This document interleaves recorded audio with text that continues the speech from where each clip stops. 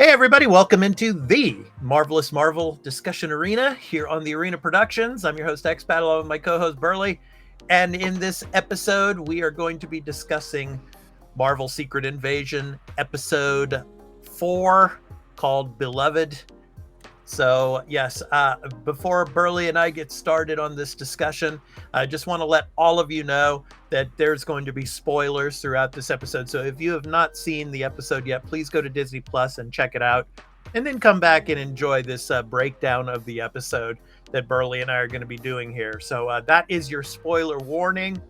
So, Burley, let's go ahead and get into the episode. And I'm gonna throw up the slideshow, and we're just gonna let it run, and we're gonna break down the episode and talk about it.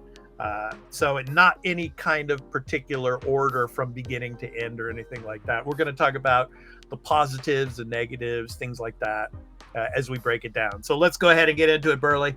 So I'll go ahead and get the slideshow going. So yeah, I'll start at the beginning. It's like, you know, when I first started up the episode and I looked at the time of this, I'm starting to get frustrated with the episode timing. I mean, the very first episode was like an hour long, right? Close to an hour long. This episode was like 36 minutes. Yeah, I mean, it was really intro short. and outro, yeah. I didn't understand it. But anyway, I mean, I was not surprised. Obviously, Gaia, she survives the gunshot. Yeah. But it's like, it's interesting how she did. But go ahead, your thoughts. Yeah, it is interesting how she did, but like they couldn't linger. Like they just, it's like immediately after it happened, they're like, okay, it's been. Let me look at my watch. Okay, it's been 30 seconds. Let's just undo that. Yeah. Like, yeah. I feel this was not the best way to start the episode. I think you could have done it later in the episode, or maybe even the next episode to give. Because now it just takes all impact out of that moment. Like both you and me knew she was gonna. You're not wasting Emilia Clarke on this, getting rid of her so early like this, and that you're gonna bring her back. Right. But it's just like, yeah. But yeah, it was interesting how she did what she did before all of this. So we get to see that, and obviously she goes into the room, and then she goes into that machine, which is able to. I guess, inject that DNA into her. So she's kind of like a super Skrull now. And so she has healing powers and all. Maybe she has different powers that we haven't seen yet. But yeah. I thought that was good. And another fun part of the episode, I thought, was the back and forth between Priscilla and Fury. You know, of course, the all of the beloved talk and everything that they had. So they did the flashback again, Burley. I mean, it's like every episode there's going to be a flashback, but now it's getting, closer and closer to the regular time. So this flashback was 2012. So it was just after the Avengers, had, of course, defeated Loki and his army, the Jatari. But I mean, now this is where I have a problem. Now, the Jatari attacks New York in 2012, right? Of course. And the Avengers are victorious, of course, right? Yep. So, but that means that humans already know that there's aliens out there, right? So, why would this be such a big deal about Skrulls being on Earth? Yeah, this seems like this is like they wrote themselves in a corner because they put Miss Marvel in the past. The Skrulls have been here since like 1990 in the 90s. Now, and it's like now this is a big deal because we couldn't find them a home, but they've been on Earth for like 20 something years. Yeah. Okay. Yeah. But I did like the conversations between Fury and what you think is Rhodey, but is actually it's a Skrull. Yeah, we knew that. We knew that. I mean, it's like, come on. I mean, we knew in the last episode, it's like that was coming. We knew Rhodey was not Rhodey. He's a Skrull. Yeah. But I want to give the writing team a good good job here, is because when Rhodey goes to talk to the president, and brief him. The president's like, "You got alcohol on your breath. You okay? Get him some coffee." Yeah. Because the Skrull doesn't even think, he had the I can't remember if it was scotch.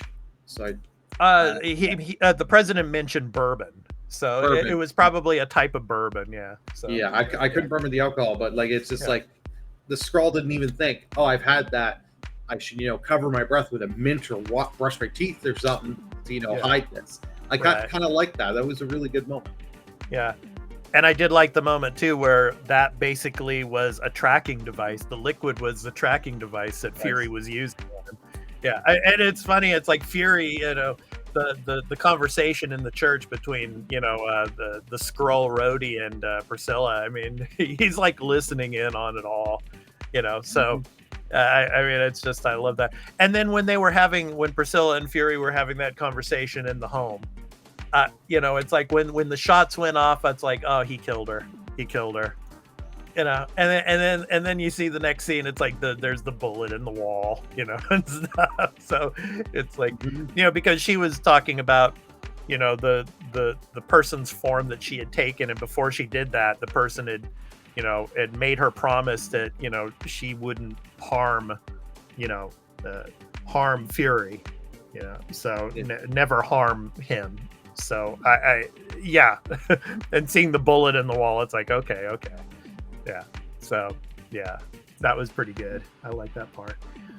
So yeah, I mean, I'm surprised, honestly, that Fury didn't kill that Rhodey Skrull in the hotel room after he saw the video that he had conjured up showing him killing Maria Hill.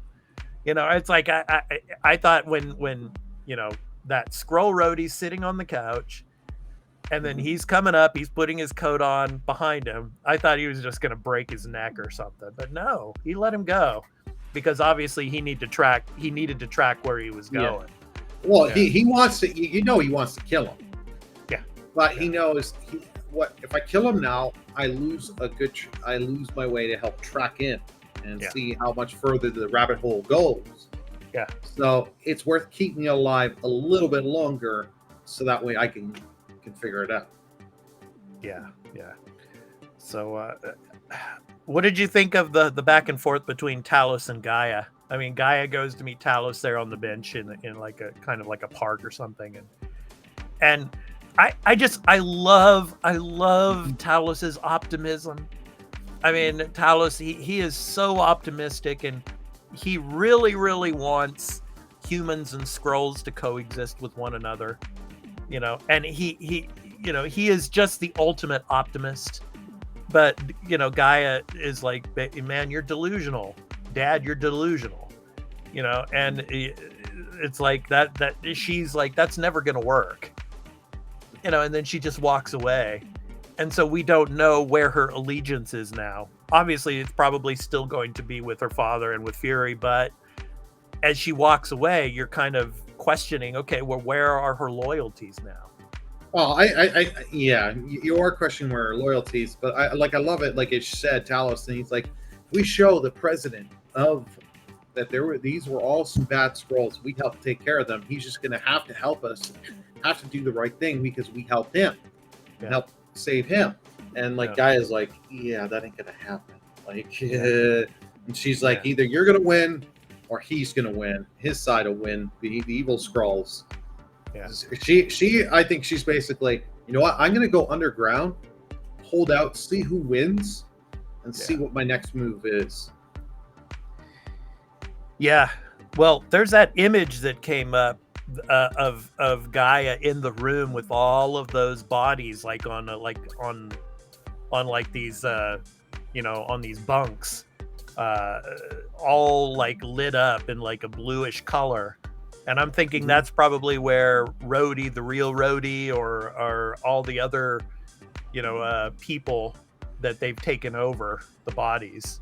I think she finds that facility or finds out where that is pretty soon, probably next episode or the final episode, but we shall see. So I mean, now we get to the sequences on the road. Of course, the president's in the car, and obviously Gravik and his men have come up in the choppers, and they just start taking them out with the missiles and stuff, and the firefight ensues. And of course the president's motorcade, the president's car is like turned over, and he's like passed out, obviously. And so Talos goes up, and I just don't understand why they didn't. He has to use his fist to break the window open. Why didn't they just shoot it open? If he could break it with his fist, then you would think that a bullet would probably be able to penetrate that glass. Bullet could. I'm sure a couple bullets could penetrate in the glass, but you fire too much, you kill the president. Yeah. You know what? It's the president's life. You can't risk anything. You can't risk hurting the president. So that's what they're going to do. But here's one of the things is like, you got Talos kicking it open. He's trying to save the president, but you don't, form a couple of the, put a couple of the soldiers to, stand and protect Talos and Fury while they're doing it. It's only like Fury's around there and he's shooting what he can. You've got all the guards all the soldiers standing in one area and be like, you're just gonna stand here and shoot. Stand here. Yeah. I'm sure it's like the military procedure and all that. Yeah. Right. It was just like, Yeah, but anyway, they get the president out and they get him to the motorcade there, or Fury's car. But then Talos, obviously he's injured, and he can't keep his human form anymore. And so you think this British soldier is escorting him back, and then he stops, and obviously we find out it's Gravik. And then he just stabs him. You think he's dead, and Fury shoots him a couple times and shoots him in the face, and then of course his face heals up like his hand did when Talos put the knife through it in the last episode. So I mean, now Fury knows that he's a Super Skrull.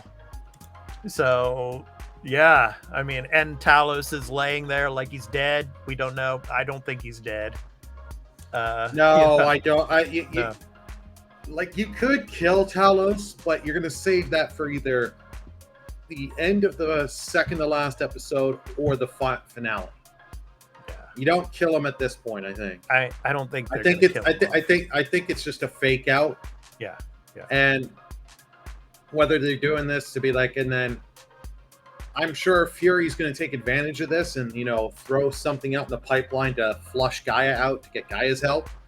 Yeah, Gaia's going to have to help, because obviously at the very end there you see Talos just laying there. I mean, somebody's got to pick him up. They can't just leave him laying out there. Then of course all the humans are going to see these, the Skrulls, and there's aliens on Earth, sort of thing. So let us know in the comments what you think about this situation with Talos. Is he dead? Is he still alive? What's going to happen to him? I mean, what do you think? Let us know, and of course, let us know what you think of the episode in general in the comments. We'd really love to hear from you. So Burley, overall thoughts. What did you think of the episode? I thought it was too short. Obviously, it was action packed towards the end there, and I liked, of course, the back and forth between Priscilla and Fury there, and then the gunshots, and the bullet hole in the wall, type of sequence, to brush everything off there. I did like the back and forth between of course Talos and Gaia. I thought that was really good.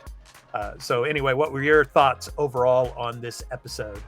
I really enjoyed this episode. Like, I agree the runtime was a lot shorter than I expected. Yeah. But I do think they did good use of the runtime.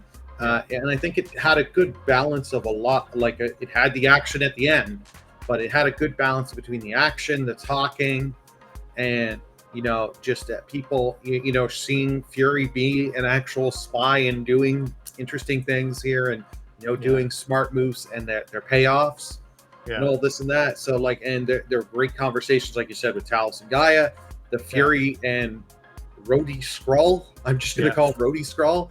The back and forth there, I loved that. So it was, and even with Fury and his wife, the back and forth, they had some really great back and forth. So I really enjoyed this episode. Yeah. Well, we did get in one of the trailers, I think there was a short clip of Iron Patriot.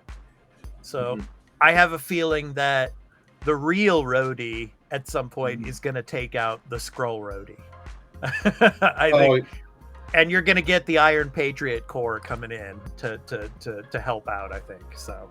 We shall see. But yeah, I wouldn't be surprised either next episode or the finale. I think it's the finale. It's going to be the finale. The finale, yeah, probably Yeah. the finale. You're gonna get Rhodey come back. He'll be either in the Iron Patriot or classic War Machine armor. Yeah. And he'll be back and helping out. Yeah, and I don't think Talos is dead. I mean, that dynamic between Talos and Fury is too good to let go. You know, and he might actually be in the Marvels too. We just don't know yet. We know that Fury is in the Marvels. So as you said before, Burley, he's got plot armor. He's got heavy plot armor. Yeah. But I mean, so that means I think Talos is up there too. I mean, because the dynamic between those two. I mean, it's just too good to let go, I think. So we shall see. But and then of course we didn't get Sonya in this episode either. Of course, from MI6. So maybe she's going to come in and clean up the mess and save Talos, to help out Fury again, So we shall see. But anyway, I've been your host, Expat, along with my co-host, Burley, and this has been another episode of the Marvelous Marvel Discussion Arena. So if you liked this breakdown episode of